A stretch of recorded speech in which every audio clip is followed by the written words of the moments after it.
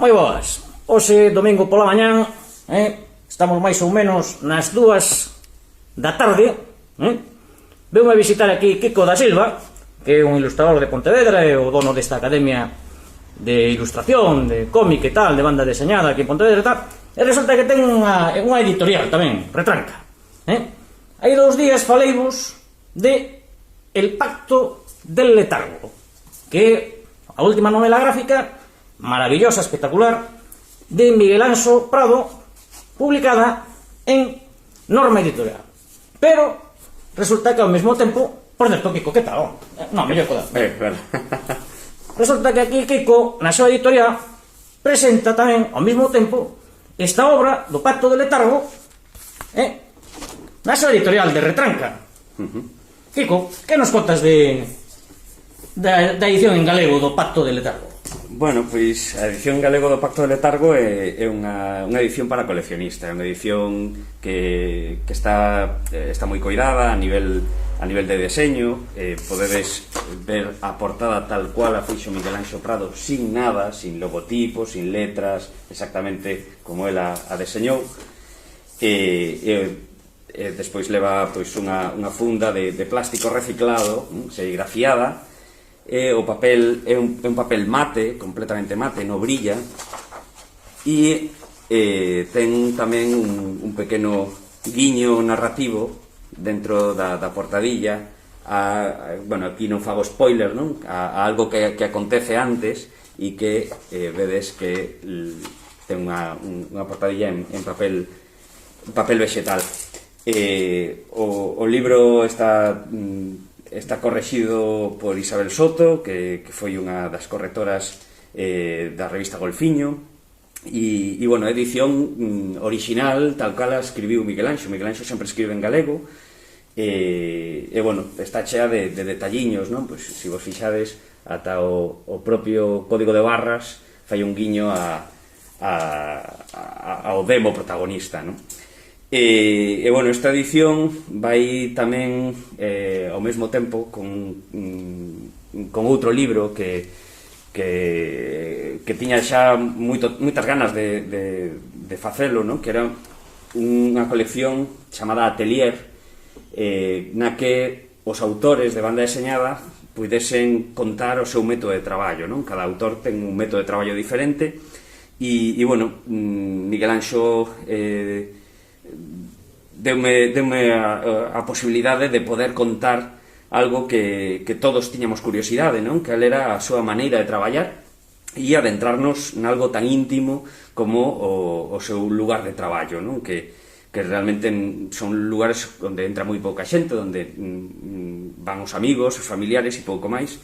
E bueno, é un libro a modo de caderno, no que durante máis de 50 páxinas, pois o autor nos fala do seu proceso de traballo a partir dunha entrevista moi extensa, con bosquexos, con debuxos que non se ven, que quedan no propio estudio do autor, con todo o material que el utiliza, o seu proceso creativo, dende o guión ao bosquexo, ao paso do texto á imaxe. Incluso fala de pequenos erros, de cousas que foi correxindo, e despois xa tamén cuestións xa máis técnicas, non? De porque utiliza unhas técnicas para uns libros e outras para outros, e logo, por último, xa consellos, non? Consellos para xente que quere facer BD, que quere adentrarse a crear as súas propias bandas deseñadas ou a aprender a profesión, non?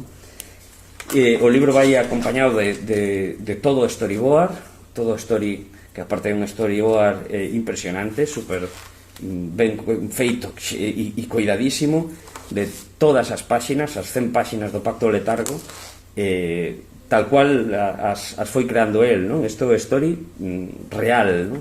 Co lápiz azul, co lápiz definitivo, e no mesmo tamaño, reproducido no mesmo tamaño co que Miguel Anxo o soe facer, non?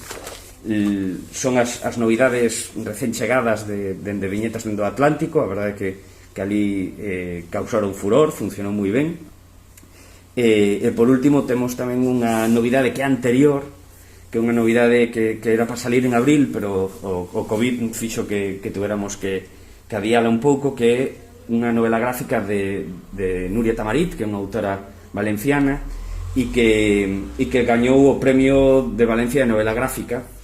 Bueno, é unha historia que ela fixo cando viaxou a África, viaxou a Senegal, e conta a historia de como é a vida ali, non? Como se enfronta unha persona do primeiro mundo a viaxar a África e ver todos os problemas que se atopa a xente no día a día, non?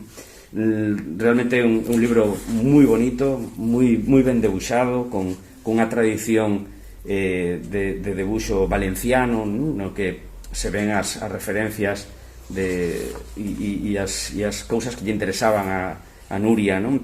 A nivel de debuxo. Se ve, pois, reminiscencias de Miguel Calatayud, por exemplo.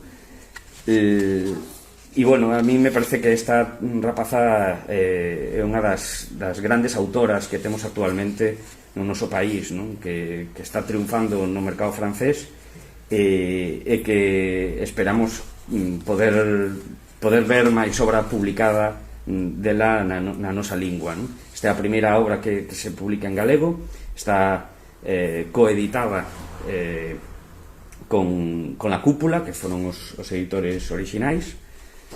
Bueno, realmente vos recomendo sobre todo que vexades nestas circunstancias nas que estamos vivindo, non? Tan extremas, como realmente moitas veces nos queixamos un pouco de vicio, non?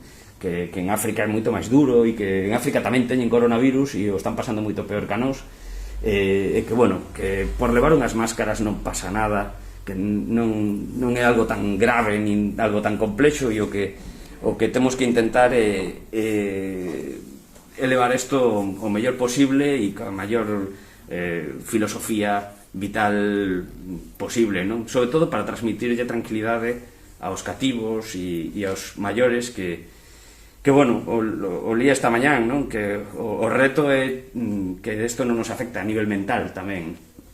E eu creo que a cultura está tamén para levarnos a outros lugares, a ensinarnos pois como é a vida noutros países, ou levarnos a lugares máxicos onde o mundo pois nos pode evadir un pouco tamén da problemática, aínda que tamén hai unha mensaxe naturalista detrás deste libro, non? É un libro que está plantexando a propia relación do ser humano coa natureza e co planeta, non? Con Gaia, que non o estamos tratando como deberíamos de tratalo, non? E eu, bueno, vos recomendo que lle botedes un ollo, que veñades a librería Baroja a velos, e veredes tamén que as edicións están moi coidadas, o papel está moi ben escollido, despendendo sempre para que tipo de edición, non?